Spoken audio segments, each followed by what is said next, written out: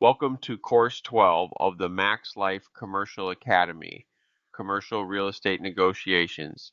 I'm Ryan Solberg, real estate broker with MaxLife Commercial, license number 331. In this course, we are going to cover everything that happens between the moment you decide you want a deal and the moment it is fully under contract.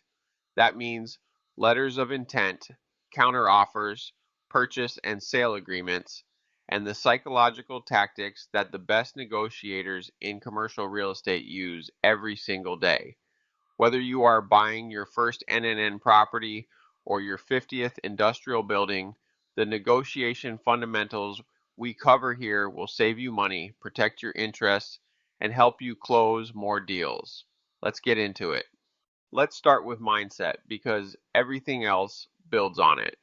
Commercial real estate negotiation is a structured, multi-stage process of exchanging proposals until both parties land on terms they can both live with, and every single stage is a chance to capture value or hand it away.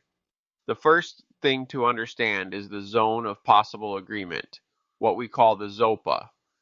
Your job is to find that overlap without ever revealing your own ceiling or your own floor. Second, negotiation starts well before you make contact. Research the seller, the property history, and the market before you write word one. Third, emotion is the enemy. Frame every decision around data, comps, and your underwriting, never around urgency or excitement. Fourth, the party with more options always wins, which means keeping alternative deals alive in your pipeline is your single greatest source of leverage. And fifth, remember that time pressure cuts both ways. Sellers have carrying costs, loan maturities, and 1031 deadlines just like you do.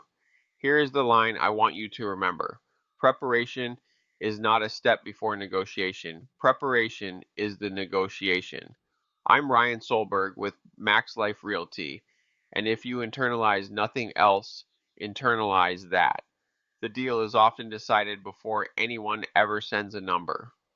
Now, let's draft the letter of intent because the LOI sets the tone for the entire deal, and you want these terms right before you ever open a purchase and sale agreement. Start with the purchase price stated clearly and anchor it low but defensively with comps you can point to. Next, spell out the earnest money deposit amount and exactly when it goes hard. Then your due diligence period, typically 30, 45, or 60 days, depending on how complex the asset is. State your closing timeline, usually 15 to 30 days after due diligence expires. If you are financing, include a financing contingency and spell out the loan type and the loan to value. Make it explicit who pays which closing costs, because ambiguity here always costs the buyer. Always state the LOI as non-binding, which protects you if terms shift later in PSA negotiation. And ask for an exclusivity clause, where the seller agrees not to market the property to other buyers while you are in due diligence. Now watch the things that will burn you. A vague or missing due diligence period leaves you exposed the moment you go hard, and no earnest money schedule lets the seller push all your deposits to day one. I'm Ryan Solberg with MaxLife Realty. Get the LOI tight, and you will spend the rest of the deal defending a strong position instead of digging out of a weak one.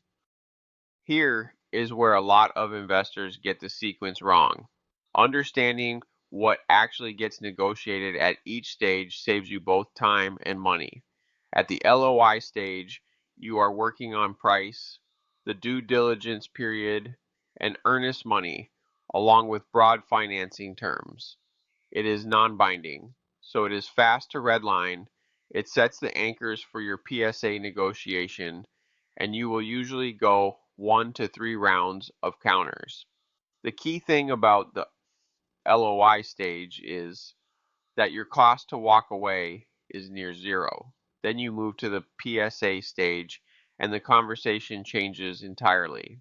Now you are negotiating representations and warranties, title and survey objection rights, the specific default and remedy language, assignment rights and entity structure, and environmental and ADA carve-outs. And critically, at the PSA stage, your cost to walk away grows with each passing day as you sink money into inspections, legal, and lender fees. So here's the formula I want you to take away. Concede on price in the LOI, then fight for reps, warranties, and remedies in the PSA. Price is what everyone fixates on, but the language that determines whether you can specific perform or whether a seller's promise survives closing is where the real money lives. I'm Ryan Solberg with MaxLife Realty. Spend your hardest fighting on the terms that protect you after the ink is dry. Let's talk about the purchase and sale agreement terms that matter most, because there are four categories where buyers lose value without even realizing it. The first is earnest money structure. The question is not just how much, but when does that deposit go hard, and in what tranches. Negotiate phased deposits tied to your due diligence milestones rather than handing over one lump sum at signing. The second is due diligence scope.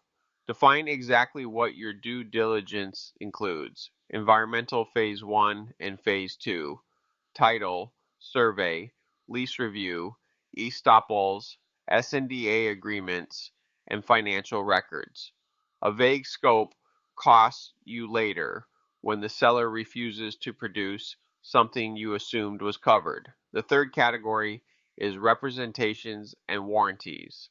Your seller's reps on lease status, environmental condition, litigation, and deferred maintenance should survive closing for at least 12 months, with a clear dollar threshold for claims. If a rep dies at closing, it was never worth much. And the fourth is default and remedy language. If the seller defaults, can you specifically perform and force the sale? Or are you limited to recovering your earnest money? And if you default, is that earnest money the sole remedy, or are you exposed to more? These clauses define your real risk on the deal. I'm Ryan Solberg with MaxLife Realty. Master these four buckets and you will protect yourself where it counts. Now let's get into the psychological tactics, the tools every top broker and investor uses, and just as importantly, how to recognize them being used on you. Start with anchoring. Open with a number first, because that first offer sets the psychological midpoint for the whole negotiation, even when it gets rejected outright. Next is framing. Present a price reduction as a percentage of deal size, not a dollar figure. Giving back $50,000 on a $2 million deal sounds a lot smaller as 2.5%. Then there is silence. After you make an offer or a counter, stop talking. Most people fill silence with concessions, so let the other side respond before you add a single qualifier. There is the nibble, where after the major terms are agreed, you ask for one small additional concession, a seller credit, a repair, an extended rent-free period. Late stage asks land more often than you would think. There is the false deadline, an expiring rate lock, or a board meeting that creates urgency. Use it honestly and sparingly.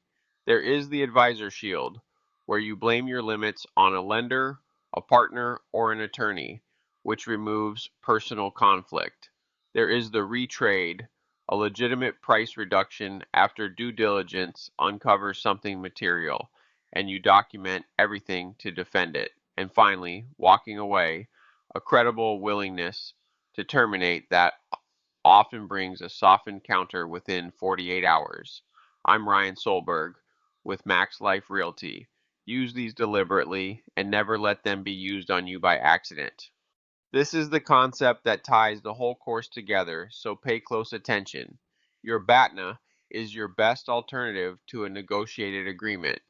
It is the specific deal or outcome you will pursue if this negotiation falls apart. and it is the only reliable source of negotiating power you actually control. So before any LOI, write down your BATNA in one sentence. If you cannot name an alternative, you do not have leverage, you have hope. Next, define your walkaway point, the worst set of terms you are willing to accept, and calculate it from your underwriting, not from your emotions. Remember that the seller has a BATNA too, so understand their carrying costs, their loan maturity dates, and their 1031 exchange deadlines before you counter. Then work to improve your own BATNA actively by keeping 2 or 3 deals in early stage underwriting at all times, so no single deal ever feels irreplaceable. Never reveal your BATNA directly, but signal that you have options through your pacing, your response timing, and measured enthusiasm. And if a deal crosses your walkaway point on any material term, terminate cleanly because damaged deals rarely improve after signing. Here's the truth of it. You negotiate from strength when you can walk away, and you negotiate from fear when you cannot. I'm Ryan Solberg with MaxLife Realty. Build your alternatives before you ever sit down, and you will never negotiate from fear again. And that is a wrap on Course 12, Commercial Real Estate Negotiations. You now have a framework for every stage of a CRE deal, from the first LOI all the way through to a signed PSA. Remember, the investors who win in commercial real estate are not the ones who negotiate the hardest. They are the ones who prepare the best, know their numbers cold, and always have a credible alternative. I'm Ryan Solberg, real estate broker with MaxLife Commercial and MaxLife Realty LLC, license number 335451. If you have questions about a deal you are working on right now, give us a call at 321-586-2121 or visit maxlifedevelopment.com/academy for the full course library. Our next course covers NNN and net lease investing in depth. I will see you there.